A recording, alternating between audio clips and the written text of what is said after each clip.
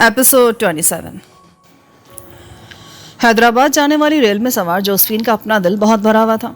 उसने अपनी अब तक की सारी उम्र बम्बई में गुजार दी थी और सच ये था कि उसने बम्बई भी बहुत कम देखा था। उसकी बहुत महदूद सी ज़िंदगी थी और अपने घर और तालीमी इदारों से हट कर वो शाज़ो नादिर ही कहीं जा पाती थी। कहीं जाने की ना तो ज़रूरत पड़ती थी और ना ही इतने वसाइल थे कि वो बिला वजह इधर उधर घूमती फिरे। माँ के मरने के बाद मुलाजमत की तलाश में ही उसका 2-4 जगह जाना हुआ था, लेकिन ऐसे तमाम मौक़ों पर भी जोसेफ उसके साथ था।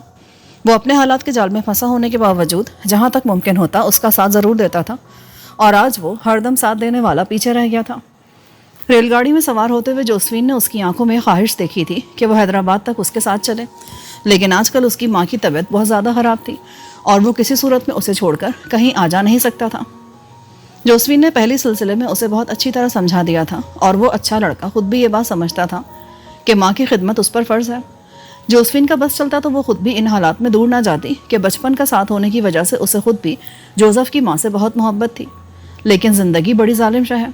उसे जारी रखने के लिए इंसान को अपने बहुत से जज्बात को मारना पड़ता है। वो जो सरकारी अफसर की बेगम के हवाले के साथ हैदराबाद जा रही थी, उसने उसे यकीन दिलाया था कि नवाब साहब के यहाँ मुलाजमत उसके लिए नहायत उम्दा साबित होगी और वो वहाँ बेहद आसूदा ज़िंदगी गुजार सकेगी, इसलिए उसे इस मौके को बिल्कुल भी हाथ से नहीं जाने देना चाहिए। उसने अंदेशा जाहिर किया था कि अगर जोसेफिन वहाँ पहुँचने में ताख़िर करेगी तो मुलाजमत किसी और को मिल जाएगी और उसके शौहर की सिफारिश भी काम नहीं आ सकेगी, इसलिए वो दिल पर पत्थर रखकर आज़म सफ़र हो गई थी। इस सफ़र में उसके दिल पर बड़ा बोझ था। एक तरफ अपनी प्यारी आंटी की खिदमत ना कर सकने का कलक था, तो दूसरी तरफ बम्बई छोड़कर जाते हुए दिल दुख रहा था। कुछ तनहा इतने तवील सफ़र की घबराहट भी थी और मुस्तकबिल के अंदेशे भी कि अगर सिफारिश के बावजूद मुलाजमत ना मिली तो क्या होगा। उसके बाद जो थोड़ी बहुत रकम थी वो इस सफ़र के अखराजात पे लग गई थी और उसके पास अब बस इतने रुपए थे कि मुलाजमत ना मिलने की सूरत में वापस बम्बई आ सके। रास्ते में खाने के लिए उसने तले हुए आलूओं के साथ 2 रोटी अपने टिफ़िन में रख ली थी। उसके अलावा बस भुने हुए चने और पानी का कूलर था। हाँ, ट्रेन में चढ़ते चढ़ते जोसेफ ने उसे कागज़ में लिपटे थोड़े से पकौड़े भी थमा दिए थे और वो मुतमईन थी कि इन चीज़ों के सहारे उसका सफ़र आसानी से कट जाएगा। उसके पास ज़्यादा रकम नहीं थी और वो थी भी तनहा, इसलिए कहीं स्टेशन पर उतरकर अपने लिए खाने पीने का सामान नहीं खरीद सकती थी। ऐसे में भूख बुझाने के लिए चने और पानी अच्छा साथ दे सकते थे। जनाना डिब्बे में बैठकर सफ़र करते हुए काफ़ी देर तक तो वो खुद में इस हद तक मगन रही कि गिरदोपेश का जायज़ा लेने का भी ख्याल नहीं आया, लेकिन आखिर कब तक खुद में ही गुम रहती। किसी छोटे बच्चे के रोने की तेज़ आवाज़ ने उसे अपने माहौल में हाजिर होने पर मजबूर कर दिया। बच्चा मुश्किल से 7-8 माह का था और शायद भूख की वजह से रो रहा था। माँ ने उसे लेकर फ़ौरन अपने सीने से लगा लिया। बच्चे के रोने की आवाज़ बंद हो गई। आप किधर जा रहे हैं बेटा? उसके बराबर में बैठी बुर्कापोश खातून ने मखसूस हैदराबादी लबो लहजे में दरियाफ्त किया। जी, हैदराबाद दक्कन। उसने खातून के सवाल का जवाब दिया। साफ रंगत की उन खातून ने अपने चेहरे से नकाब हटा रखा था और जोसेफिन उनके चेहरे पर आसूदगी के रंग देख सकती थी। हैदराबाद में किसके कहने जा रहे हैं? आप तो मुझे खुद हैदराबाद के रहने वाले दिखाई नहीं देते। मैं नवाब सलीमुल्लाह के यहाँ जा रही हूँ। अच्छा, उन्होंने तो बहुत बड़े नवाब हैं। ये बड़ी सी हवेली है उनकी, निज़ाम के दरबार में भी बड़ी पहुँच है। आप उनके किस सिलसिले में जा रहे हैं? अधेड़ उम्र खातून के जुमलों ने उसे मरूब कर दिया। वो वैसे भी कशमकश का शिकार थी कि जाने उसे नवाब साहब की हवेली में मुलाजमत मिले या ना मिले। अब वो मज़ीद डर गई कि जो इतने ऊंचे ख़ानदान का नवाब था उसका मेयार भी बहुत ऊंचा होगा और उसने तो महज एफ ए कर रखा था। अगर कोई खूबी थी तो बस ये कि वो अंग्रेज़ी बहुत अच्छे तरीके से जानती थी। आप बताए नहीं कि नवाब साहब क्या किस सिलसिले में जा रहे हैं? उनके अजीज़ तो नहीं लगते आप? उन्हें बच्चों के लिए गवर्नेंस की ज़रूरत है, उसी जॉब के लिए जा रही हूँ। मेरा भी यही अंदाज़ा था। नवाब साहब यूँ तो नमाज रोज़े के बड़े पाबंद हैं, लेकिन बच्चों की तालीम और तरबियत के लिए हमेशा ही अंग्रेज़ी जानने वाले उस्ताद रखते हैं। आप भी हमें क्रिस्टान लगते हैं। खातून ने उसे नाकदाना नज़रों से देखा। जोसेफिन ने लॉन्ग स्कर्ट और आधी आस्तीनों का ब्लाउज़ पहन रखा था और इसी लिबास से उन्होंने उसके क्रिश्चियन होने का अंदाज़ा लगा लिया था। आपका अंदाज़ा ठीक है। जोसेफिन को उनका नाकदाना अंदाज बुरा नहीं लगा।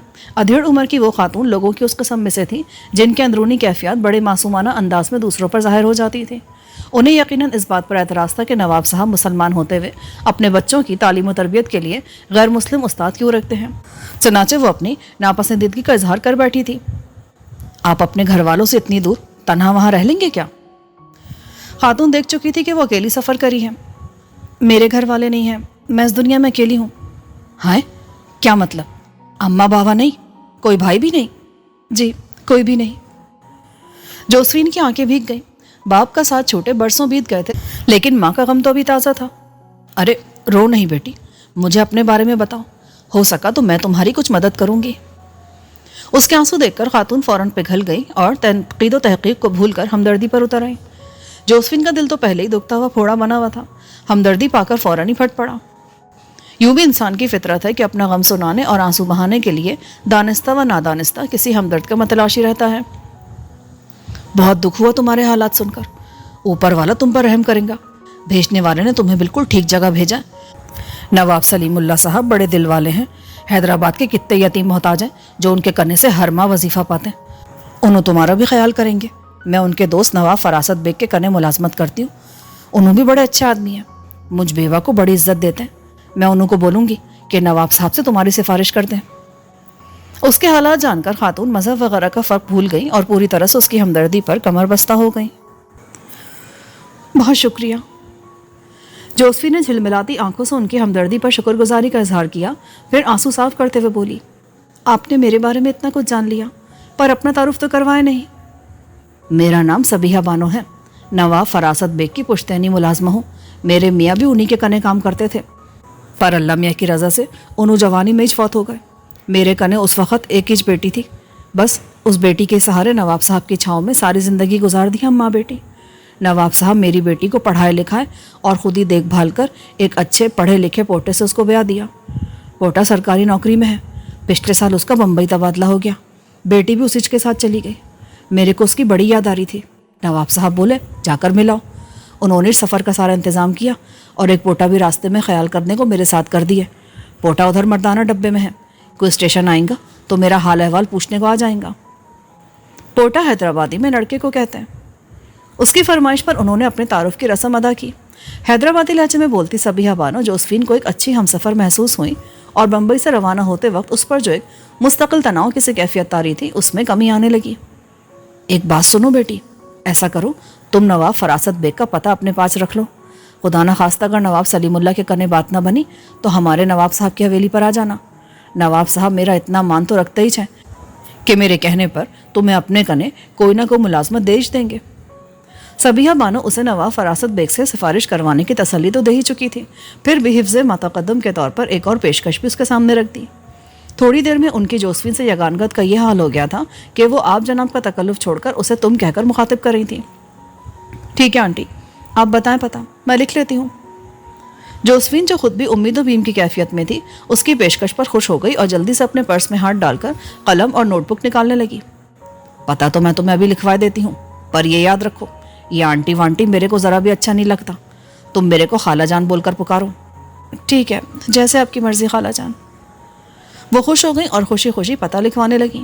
جوزفین نے پتہ لکھ کر نوٹ بک احتیاط سے دوبارہ اپنے پرس میں رکھ لی۔ اب اسے اطمینان ہو چلا تھا کہ دیار غیر میں کوئی تو ہے جسے وہ ضرورت پڑنے پر مدد کے لیے پکار سکتی ہے۔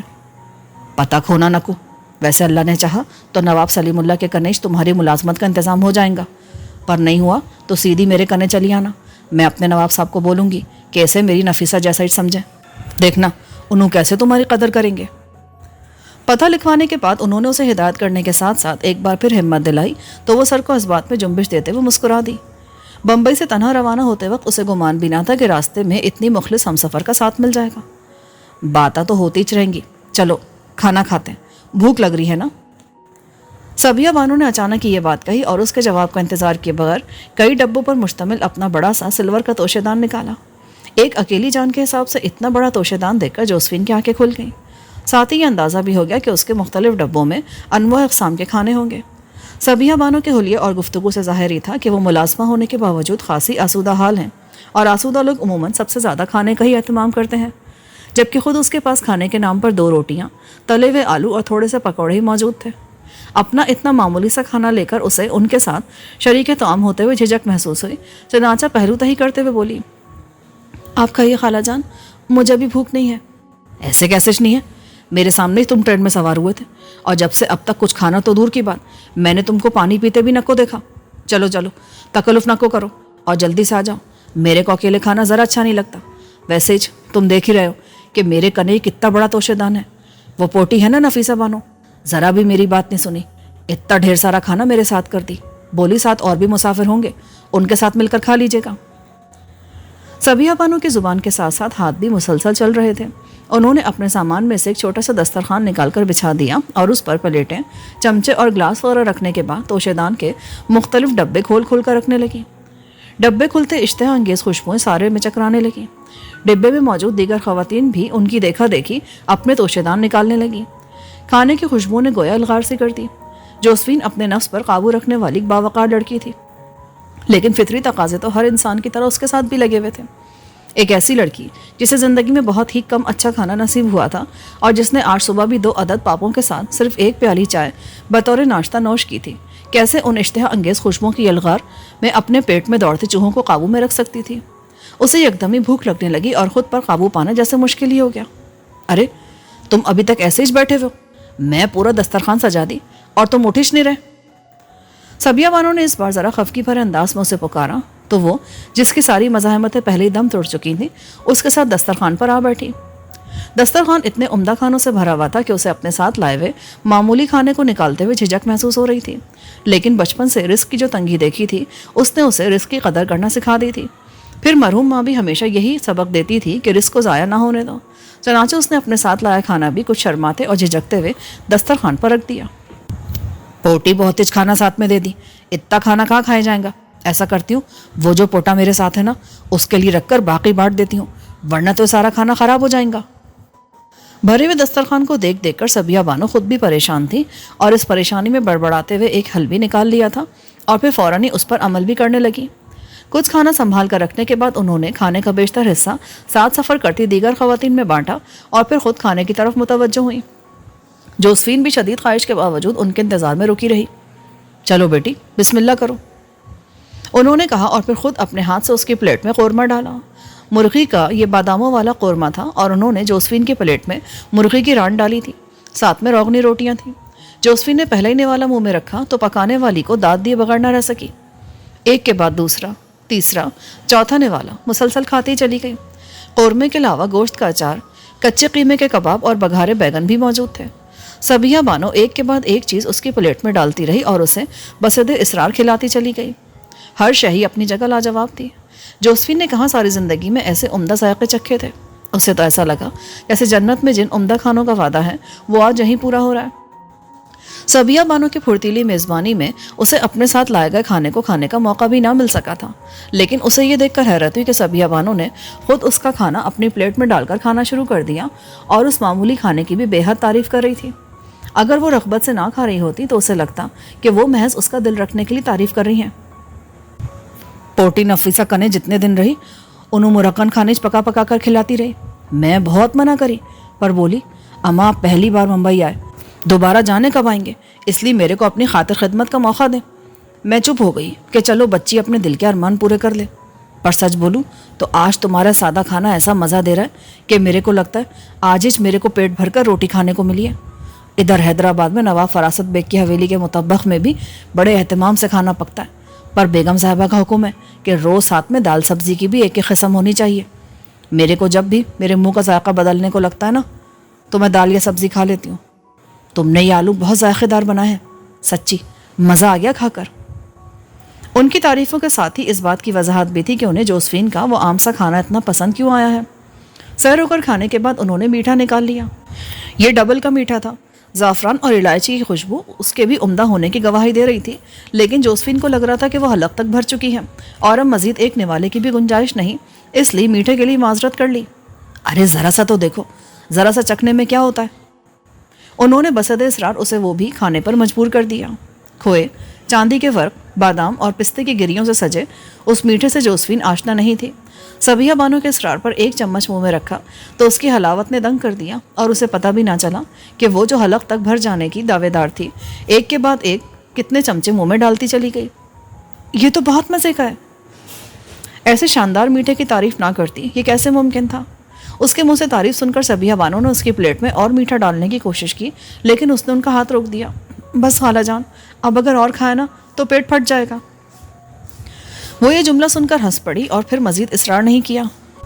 کھانے کے بعد دسترخوان سمیٹنے کا کام جوزفین نے انجام دیا۔ وہ فطری طور پر سلیقہ مند تھی، اس لیے جھوٹے برتنوں کے ساتھ ساتھ بچ رہنے والے کھانے کو بھی سلیقے سے سنبھالا کہ سبیہ بانو خوش ہو گئی۔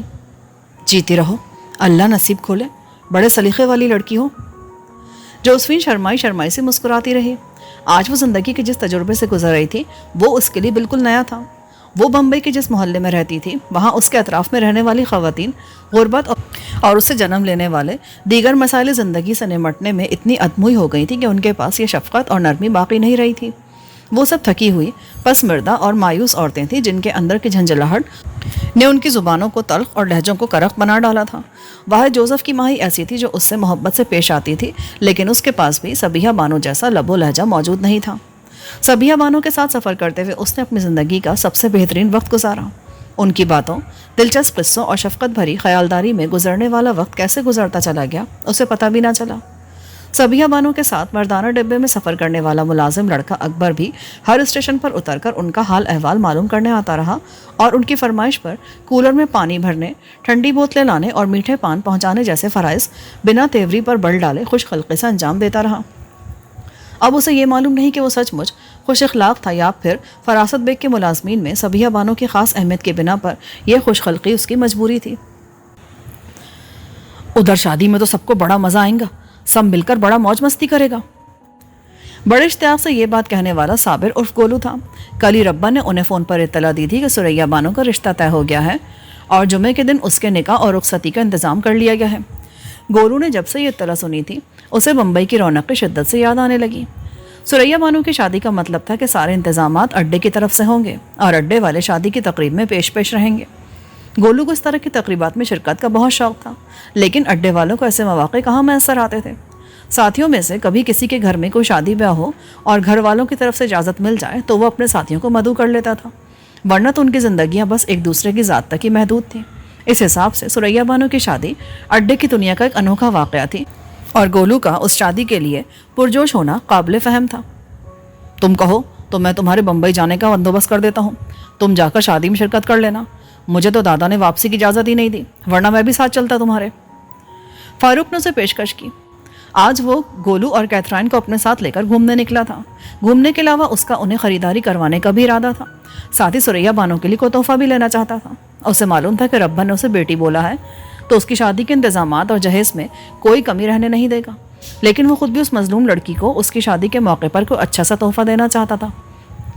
تحفہ یہاں سے خرید کر پارسل کر دیتا تو شادی تک بمبئی پہنچ ہی جاتا۔ گھر سے نکلتے وقت اس نے بملا کو بھی ساتھ چلنے کے سلسلے میں کہا تھا۔ اس کا خیال تھا بملا انکار کر دے گی، لیکن وہ فوراً تیار ہو گئی اور ڈرائیونگ سیٹ بھی خود سنبھال لی۔ ہمیشہ کی طرح پراعتماد آج بھی اس نے جدید تراش خراش کا لباس پہن رکھا تھا۔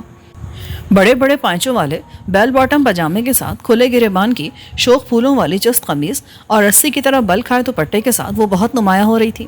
ساتھ ہی اس نے میک اپ بھی روزانہ کی نسبت ذرا زیادہ اہتمام سے کیا تھا۔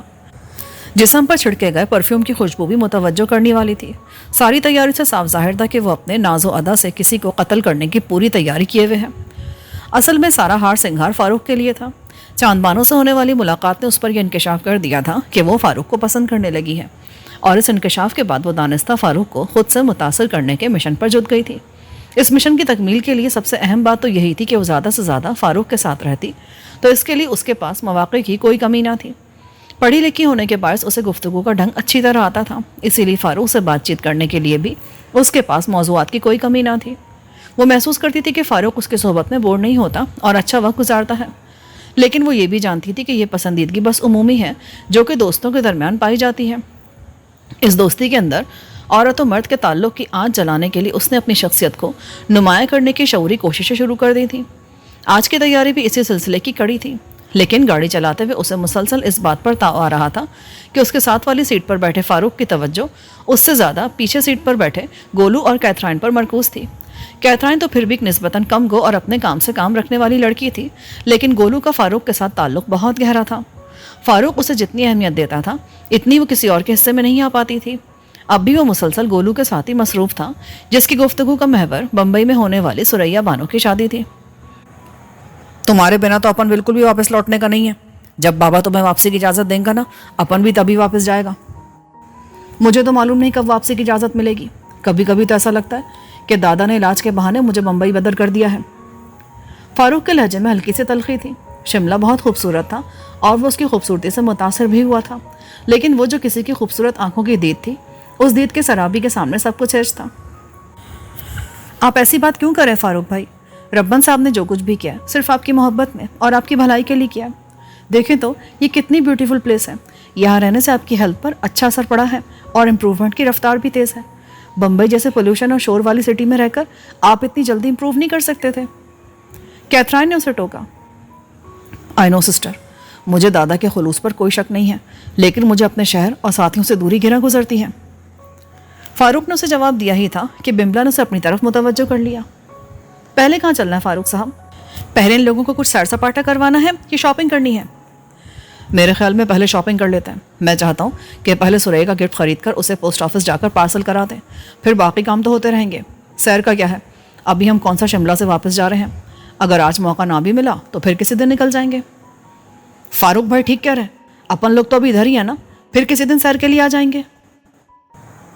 گولو نے فاروق کی ہاں میں ہاں ملائی۔ بملا نے گولو کی طرف کوئی خاص توجہ نہ دی اور فاروق ہی کی طرف متوجہ رہتے ہوئے ایک ادا سے بولی، آگے آپ کے پاس سیر کے لیے وقت تو ہوگا، لیکن مجھ جیسی گائیڈ اور ڈرائیور کہاں سے لائیں گے؟ یہ تو میں ہوں جو شملہ کے چپے چپے کو اچھی طرح جانتی ہوں۔ یہ سالہ کوئی پرابلم نہیں ہے بملا دیدی، اپن نے سیٹھ صاحب کے ڈرائیور سے بات کیا تھا، وہ اپن کو بتایا کہ بہت سالوں سے وہ ادھر ہی رہ رہا ہے اور سارا شملہ اچھی طرح دیکھ رکھا ہے، اپن اس سے بولے گا کہ وہ اپن کو سیر کروانے لے جائے۔ گولو کی اچانک مداخلت نے بملا کی کہی ہوئی بات کا سارا مزہ کرکرا کر دیا اور وہ اپنی جگہ بیٹھے بیٹھے بل کھا کر رہ گئی۔ ارے نہیں گولو، بملا جی کی بات بالکل الگ ہے۔ ڈرائیور ہمیں سیر کروانے تو لے جا سکتا ہے، لیکن جتنی معلومات شملہ کے بارے میں بملا جی کو ہے نا، وہ ہمیں کہیں اور سے نہیں مل سکتی۔ میں تو سخت متاثر ہوں ان کی اتنی معلومات پر۔ فاروق جانتا تھا کہ گولو اپنے سیدھے پن میں ایک ایسی بات کہہ گیا ہے جو بملا کو ناگوار خاطر گزر سکتی ہے، اس لیے اس کی بات کا اثر زائل کرنے کے لیے بملا کی طرف دیکھ کر خوش مزاجی سے بولا۔ اس کے ان تعریفی کلمات کا بملا پر اچھا اثر پڑا اور وہ کچھ فاتحانہ انداز میں مسکراتی۔ اپن کو معلومات کا کیا کرنا ہے بھائی، اپن کو کون سا واپس جا کر شملہ کے بارے میں امتحان دینے کا ہے؟ گولو نے لاپرواہی سے اپنے خیالات کا اظہار کیا۔ ممکن ہے وہ اس سلسلے میں مزید غور افشانی کرتا، لیکن کیتھرائن نے اس کے بازو کو دھیرے سے دباتے ہوئے مزید کچھ بولنے سے روکا اور سمجھداری سے بات سنبھالتے ہوئے بولی، تمہیں شملہ کے بارے میں جاننے کا شوق نہیں ہے تو کیا ہوا؟ فاروق بھائی کو تو تم جانتے ہی ہو نا، یہ کتنے علم دوست انسان ہیں اور ایسے لوگوں کی کمپنی کو کتنا انجوائے کرتے ہیں جن سے انہیں کچھ نالج مل سکے۔ بملا جی بھی ایسے لوگوں میں سے ایک ہے۔ اس کے اس تبصرے نے گولو کی بات کا اثر زائل کرنے میں خاصا اہم کردار ادا کیا اور بملا کے چہرے پر چھا جانے والا تناؤ یکدم کم ہو گیا۔ اس دوران وہ لوگ بازار بھی پہنچ گئے تھے۔ بملا نے گاڑی ایک جانب روکی تو سبھی نیچے اتر آئے۔ اسی وقت فاروق کی توجہ کچھ فاصلے پر کھڑی ایک دوسری گاڑی کی طرف چلی گئی۔ اس گاڑی کی پچھلی سیٹ پر چاند بانو بیٹھی تھی اور اس کے چہرے پر قدرے بیزاری کے تاثرات تھے۔ ارے چاند بانو یہاں کہاں؟ فاروق بے ساختہ بولا۔ اس کی آواز پر بملا نے بھی چونک کر اس جانب دیکھا۔ سادہ گلابی لباس میں آنکھوں میں کاجل کے ہلکے سے ڈورے ڈالے چاند بانو کا حسن کسی آفتاب کی طرح ایسے اپنی کرنیں بکھیر رہا تھا کہ اس کی ساری تیاری دھری کی دھری رہ گئی۔ اسے وہاں دیکھ کر بملا کو شدید کوفت کا احساس ہوا، لیکن ظاہر ہے وہ فاروق کو چاند بانو کے قریب جانے سے روک تو نہیں سکتی تھی۔ وہ خود فوراً اس کی گاڑی کی طرف بڑھ گیا تھا جس کی پچھلی سیٹ پر چاند بانو بیٹھی تھی۔ فاروق کے نزدیک پہنچنے سے قبل ہی وہ اس کی طرف متوجہ ہو گئی اور چہرے پر چھائے بیزاری کے تاثرات یکدم ہی غائب ہو گئے۔ آداب، آپ یہاں کیسے؟ فاروق نے پوچھا۔ وہ فوراً گاڑی کا دروازہ کھول کر باہر نکل آئی اور فاروق کے مقابل سر و قامت کھڑی ہو گئی۔ فاروق نے اس وقت سفید رنگ کا کرتا پجامہ پہن رکھا تھا اور وہ دونوں ایک دوسرے کے مقابل کھڑے چاند سورج کی جوڑی لگ رہے تھے۔ بملا نے بھی اس بات کو محسوس کیا اور دل ہی دل میں جلبلاتی ہوئی خود بھی فاروق کے پیچھے آ کھڑی ہوئی۔ ہم یہاں خریداری کرنے کے لیے آئے ہیں۔ چاند بانو کا انداز کچھ بجھا ہوا تھا۔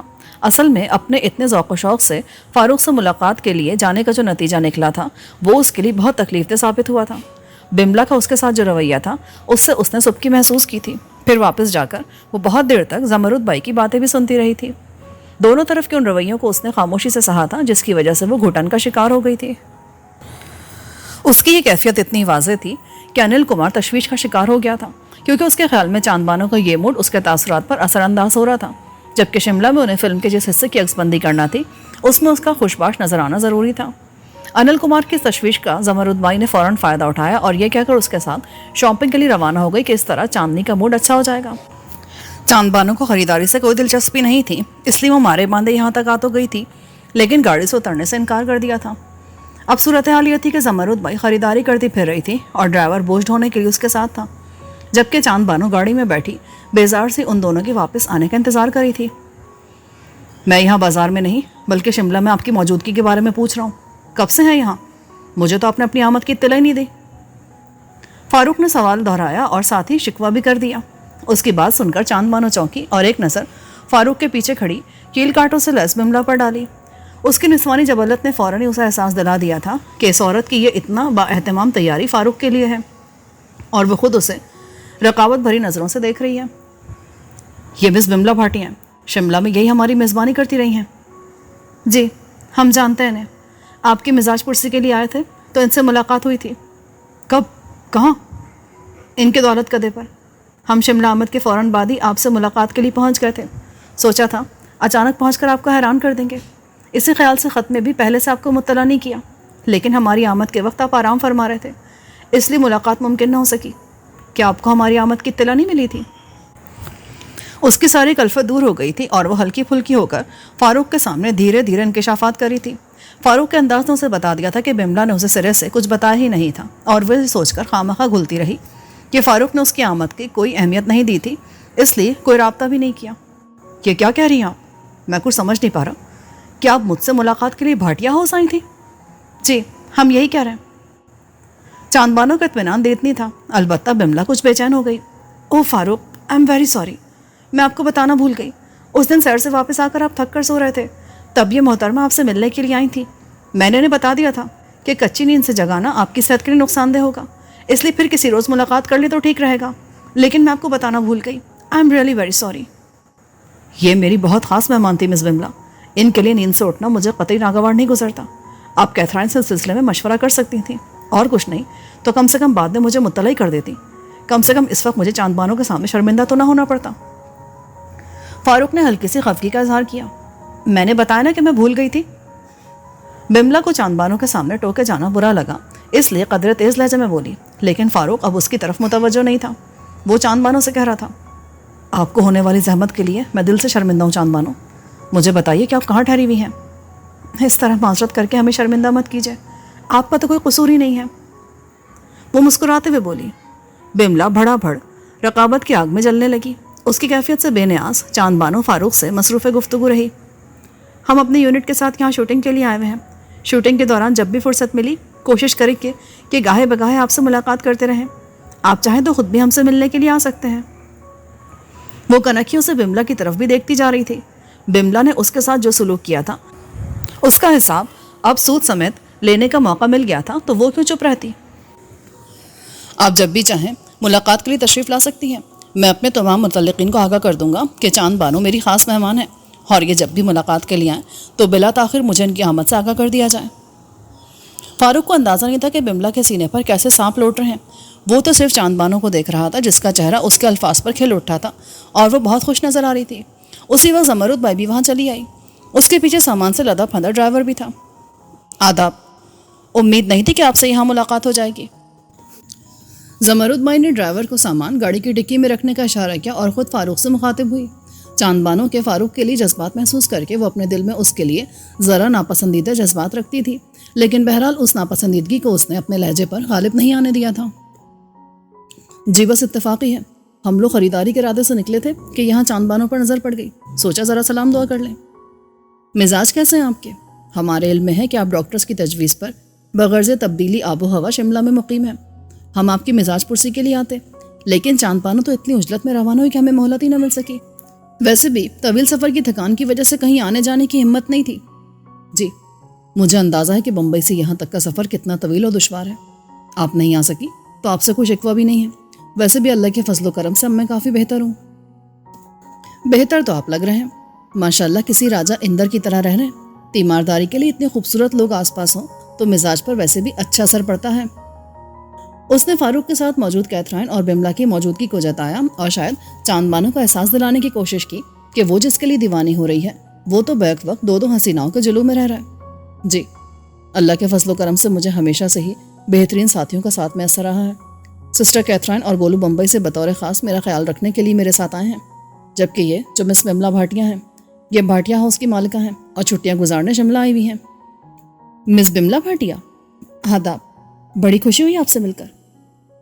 زمرد بائی لوگوں کو ان کی حیثیت کے اعتبار سے عزت اور اہمیت دینے کی عادی تھی. چنانچہ سیٹھ بھاٹیا جیسے آدمی کی بیٹی ہونے کا حوالہ سن کر بملا کے آگے بچنے لگی۔ بملا نے اس کی خوش اخلاقی کو قطعی اہمیت نہ دی اور فاروق سے بولی، آپ کا شاپنگ کا ارادہ ہے یا یہیں کھڑے کھڑے سارا سمے بتا دیں گے؟ ہاں بس چلتے ہیں۔ فاروق اس کے انداز پر ذرا سٹپٹا سا گیا۔ بملا کا لہجہ زمرد بائی اور چاند بانوں کو اہمیت نہ دینے والا تھا، اور وہ یوں منہ پر کسی کی تصدیل کرنے والا آدمی نہیں تھا، اس لیے اس صورتحال پر تھوڑا سا خجل ہو گیا۔ اب ہم بھی چلیں گے، خریداری کرتے کرتے کافی تھک گئے ہیں۔ زمرد بائی نے بملا کی بات کو اہمیت نہ دیتے ہوئے بڑی تمکنت سے کہا اور چاند بانوں کو گاڑی میں بیٹھنے کا اشارہ کرتے ہوئے خود بھی پچھلی سیٹ کی طرف بڑھ گئی۔ خدا حافظ، موقع ملا تو پھر ملاقات ہوگی۔ فاروق نے ہڑبڑا کر الوداعی کلمات ادا کیے۔ چاند بانوں نے ماتھے تک ہاتھ لے جا کر اسے آداب کہا اور دیکھتے ہی دیکھتے ان کی گاڑی وہاں سے روانہ ہو گئی۔ آپ نے ان خواتین کے ساتھ اچھا سلوک نہیں کیا ہے، چند منٹ کی تاخیر سے کیا فرق پڑ جاتا؟ فاروق نے آہستہ سے بملا کو ٹوکا۔ کیتھرائن اور گولو اس سارے عرصے میں خاموش تماشائی بنے رہے تھے اور انہوں نے کسی قسم کی دخل اندازی نہیں کی تھی۔ اب بھی وہ دونوں خاموشی سے ان کے پیچھے قدم اٹھا رہے تھے۔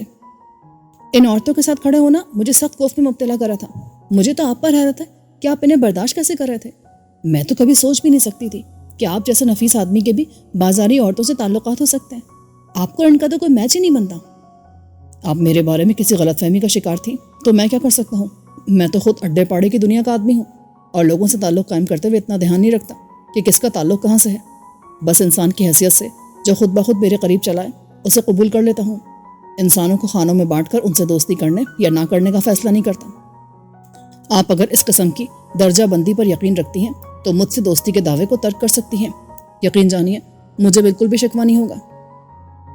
آپ کی بات الگ ہے، آپ جس دنیا سے تعلق رکھتے ہیں اس کے باسی بالکل بھی نہیں لگتے۔ آپ کی اسی انفرادیت نے تو مجھے آپ کی طرف دوستی کا ہاتھ بڑھانے پر مجبور کیا ہے۔ تو بس ایسا ہی معاملہ چاند بانوں کو بھی سمجھیے۔ وہ کیچڑ میں کھلا ہوا کمل ہے اور میں اپنے اندر یہ جرأت نہیں پاتا کہ اس جیسی لڑکی کو بازاری قرار دے کر اس کے خلوص کی توہین کروں۔ فاروق کا انداز دو ٹوک تھا۔ بملا اختلاف کی خواہش رکھنے کے باوجود اسے کچھ کہہ نہ سکی اور ہونٹوں کو بھیج کر خاموشی سے اس کے سنگ چلنے لگی۔